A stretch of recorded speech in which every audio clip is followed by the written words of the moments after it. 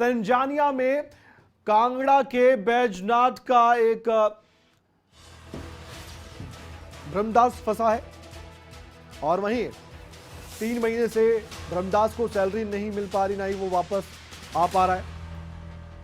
कोई पासपोर्ट नहीं दिया जा रहा। तंजानिया की कंपनी और मुंबई की कंपनी में डिस्प्यूट हो गया था। तंजानिया की कंपनी ने ब्रह्मदास नाम के युवक का पासपोर्ट जब्त कर लिया। ब्रह्मदास ने मुख्यमंत्री जयराम ठाकुर से गुहार लगाई है, कंपनी के चंगुल से बचाकर मुझे वापस देश लाओ, ये कहा गया। राज्यपाल और मुख्यमंत्री को परिजनों ने पत्र लिखा है। क्या इनकी मदद होगी? क्या इस परिवार को राहत सरकार देगी? ब्रह्मदास नाम के शख्स को क्या वापस लाया जा सकता है? देखने वाली बात है। सबसे पहले हम आपको सुनवाते हैं कि जिस शख्स ने गुहार लगाई है मुख्यमंत्री जयराम ठाकुर से, हिमाचल की सरकार से, उसने क्या अपनी दुख भरी कहानी बताई, उसके साथ क्या कुछ हुआ, वो उसकी जुबानी सुनिए। उसके बाद हम इस खबर को लेकर विस्तार से आपको जानकारी देंगे। शिमला से हमारे ब्यूरो भी जुड़ते जा रहे हैं हमारे साथ, उनसे बातचीत भी होगी। लेकिन सबसे पहले आप बयान सुनिए ब्रह्मदास का। राज प्रोसेस कंपनी पुणे महाराष्ट्र से ऑपरेटर हूँ। राज प्रोसेस ने मुझे सितंबर 2021 को east Africa starch company Tanzania भेजा था, क्योंकि इन दोनों कंपनियों का कांटेक्ट था। मेरी वाइफ बहुत बीमार थी, इसलिए मैंने फरवरी 2022 को राज प्रोसेस को रिजाइन की रिक्वेस्ट दी थी। उन्होंने उस समय मेरी रिजाइन मंजूर नहीं किया और अब 8 जून 2022 को मुझे अचानक रिलीव कर दिया और सैलरी बंद कर दिया। राज प्रोसेस के 8 एम्प्लॉई में से 7 एम्प्लॉई यहाँ से चले गए हैं। अब मैं यहाँ अकेला हूँ। मेरा पासपोर्ट और रिटर्न टिकट नहीं दिया जा रहा है। मेरा matter Himachal Pradesh to central government India to high commission of Tanzania तक होते हुए इधर ईस्ट अफ्रीका स्टार्च कंपनी में, जहां मैं इस समय हूं, पहुंच चुका है। लेकिन फिर भी मेरा पासपोर्ट नहीं दिया जा रहा है। मेरी वाइफ की तबीयत दिन प्रतिदिन बिगड़ रही है। मेरा परिवार पूरा परेशान है। मैं घर जाना चाहता हूं और यहाँ पर मुझे डर भी लग रहा है, यहाँ से ये लोग मुझे फंसा ना दे। माननीय जयराम ठाकुर जी से मेरा निवेदन है कि कृपा करके मुझे यहाँ से निकालने की कृपा करें। मैं बहुत परेशान हूँ। मेहरबानी करके मुझे यहाँ से निकालें। धन्यवाद, आपकी बड़ी मेहरबानी होगी। तो आपने सुना कैसे गुहार लगाई गई है एक शख्स की ओर से, जो कि हिमाचल प्रदेश के कांगड़ा का रहने वाला है, और जो व्यथा सुनाई वो आपने सुनी। लेकिन इस खबर को लेकर ज्यादा जानकारी के लिए हमारे ब्यूरो शिमला से हमारे साथ जुड़ चुके हैं, उनसे हम बातचीत करते हैं। अब फिलहाल क्या जानकारी इस मामले को लेकर मिल पा रही है प्रदीप ठाकुर आपको, और इस मामले में क्या सरकार तक कोई आवाज पहुंची भी है या हमारे माध्यम से अब पहुंचने जा रही है? क्योंकि इस मामले में गंभीरता से जरूर विचार कर सकती है सरकार, करना चाहे तो, क्योंकि परिवार भी परेशान है। जो ब्रह्मदास नाम का शख्स है वो भी परेशान है, जो तंजानिया में इस समय मौजूद है, उसका पासपोर्ट जब्त किया गया है, वो अपने देश, अपने प्रदेश नहीं लौट पा रहा है। क्या कुछ जानकारी मिल पा रही है आपको?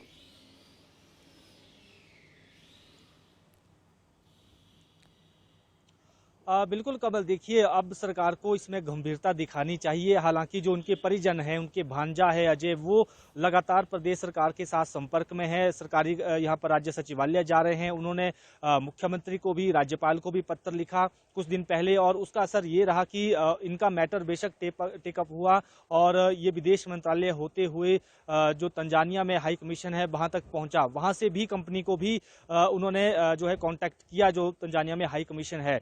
लेकिन उसके बावजूद भी अभी तक इसका जो पासपोर्ट है वो वापस नहीं दिया जा रहा है, उसको जब्त किया है। ये बताया जा रहा है कि जो कंपनियां हैं उनमें कोई डिस्प्यूट आपस में हुआ है। दरअसल सितंबर 2021 में ब्रह्मदास और 8 लोगों को मुंबई वेस्ट कंपनी ने तंजानिया भेजा था, जो साउथ अफ्रीकन एक कंपनी है उसके पास भेजा था। वहां एक प्लांट को कमीशन करना था, तो ये उनका काम था और ये काम हालांकि चल भी रहा था। लेकिन बीच में कुछ डिस्प्यूट भी खड़ा हुआ था, उनके बीच में कोई विवाद शुरू हुआ था। लेकिन इस बीच जो 7 लोग हैं वो किसी तरह वहां से भाग निकले, लेकिन ब्रह्मदास वहीं रहे कि मैं एक लीगल तरीके से आया हूं तो मुझे लीगल तरीके से ही यहाँ से वापस निकलना है। और बीच में उन्होंने हालांकि इस्तीफा भी दे दिया था, रिजाइन अपनी कंपनी से कर दिया था, जिसको पहले स्वीकार नहीं किया गया और बाद में एकाएक जो है उसको स्वीकार कर दिया गया। हालांकि अब जो ताज़ा हालात है, 3 महीने से कह सकते हैं कि बतौर गारंटी इस व्यक्ति को उस कंपनी ने अपने पास रखा हुआ है और अभी तक छोड़ नहीं रहे हैं। हालांकि जो विदेश मंत्रालय के जरिए हाई कमीशन वहां पर है उसके साथ संपर्क भी हुआ, लेकिन उसके बावजूद वो वापस इन्हें भारत आने नहीं हमारे दे रहे साथ हैं। इस समय अजय हैं जो कि ब्रह्मदास के भांजे हैं, वो हमारे साथ सीधे फोन लाइन पर जुड़ चुके हैं, उनसे हम बातचीत करते हैं। अजय जी, हम मान सकते हैं कि बहुत मुश्किल समय है ब्रह्मदास जी के लिए और आपके लिए, लेकिन सरकार तक आवाज पहुंचाने के लिए आपने कुछ प्रयास किए हैं? कोई आश्वासन जिला प्रशासन की ओर से दिया गया है कि आप जिला प्रशासन के संपर्क में हैं क्या इस मामले को लेकर?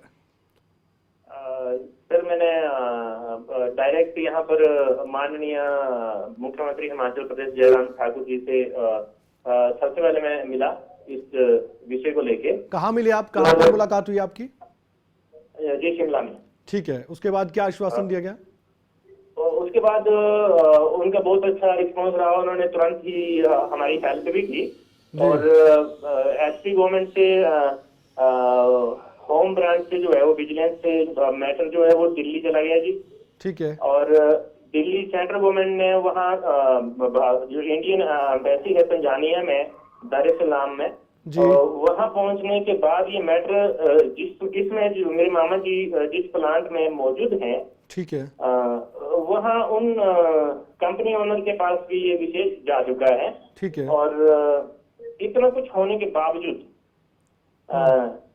भी मतलब जो है वो पासपोर्ट और रिटर्न टिकट उनको मुहैया नहीं करवा रहे हैं और नहीं वापस भेज रहे हैं इंडिया। लेकिन उनकी मंशा क्या लगती है आपको अजय जी? क्यों पासपोर्ट नहीं दिया जा रहा और क्यों अपने देश नहीं आ सकते? ये कौन रोक सकता है? क्या उनको हक है रोकने का?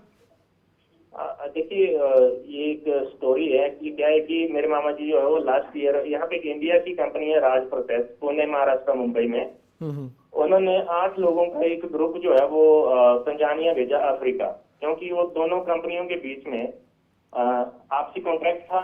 और मेरे मामा जी वो ईटीपी ऑपरेटर है, एज ए ईटीपी ऑपरेटर उन्होंने अपॉइंट किया राज प्रोसेस में, ठीक है, जो इंडिया की कंपनी है जी। अब वो 2 सितंबर को अफ्रीका चले गए, बिल्कुल लीगली गए, पासपोर्ट के साथ पूरे डॉक्यूमेंट्स हर चीज के, उनकी वैक्सीनेशन वगैरह जो होती है वो सारी कार्यवाही करके वहां पे गए। लेकिन उसमें ये पता नहीं था कि इन दोनों कंपनियों के बीच में कुछ आपसी डिस्प्यूट चल रहा है जी। और वो 3 महीने का बिजनेस वीजा उन्होंने लगवाया था उनका, तो उन्होंने फरवरी महीने में एक्चुअली उनकी फैमिली में थोड़ी परेशानी चल रही थी, उनकी वाइफ का स्वास्थ्य थोड़ा ढीला था जी जी। तो उन्होंने रिजाइन के लिए अप्लाई किया राज प्रोसेस को, क्योंकि एम्प्लॉय तो वो राज प्रोसेस की थे, सैलरी भी राज प्रोसेस ही दे रहा था जी ने। ठीक है। अभी तो, सैलरी नहीं मिल पा रही है उनका, वहां पर गुजारा कैसे चल रहा है? क्या आप यहाँ से पैसे भेजे गए? यहाँ से हम 3-4 बार उनको पैसे भेज चुके हैं। अच्छा। एक्चुअली प्रॉब्लम ये है कि जब उन्होंने रिजाइन किया तो उन्होंने उनको ईमेल की ऑफिशियली, मामा जी को बोला कि अभी हमारा कंपनी में कुछ काम बाकी बचता है और आप अभी उसे कंटिन्यू करिए आप वहाँ पे। सरकार तो के उन्होंने 3 सरकार महीने तक उन्होंने उनको सैलरी दी।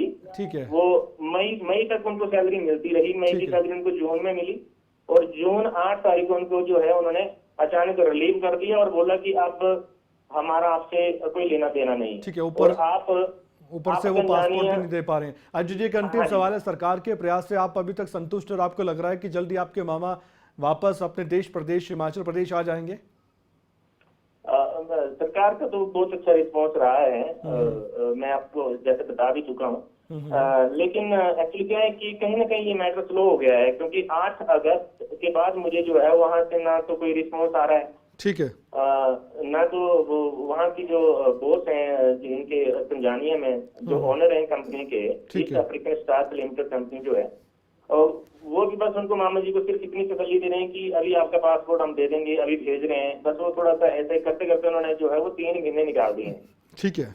और पिछले 3 महीने से उनको सैलरी नहीं मिल रही है, उनको हम पैसे भेज रहे हैं यहाँ से, अपना कुछ मेडिसिन वगैरह लेनी है, कुछ लेना है। बिल्कुल, काफी मुश्किल वक्त है आपके लिए, आपके परिवार के लिए, लेकिन उम्मीद करेंगे कि जल्द ही आपके मामा वापस अपने घर लौट जाएं, आपके पास आ जाएं, और ये जल्द होगा क्योंकि सरकार प्रयास करे तो सफल भी होंगे प्रयास। बहुत बहुत धन्यवाद, आप हमारे साथ जुड़े, आपने तमाम जानकारी दी है इस मामले को लेकर भी।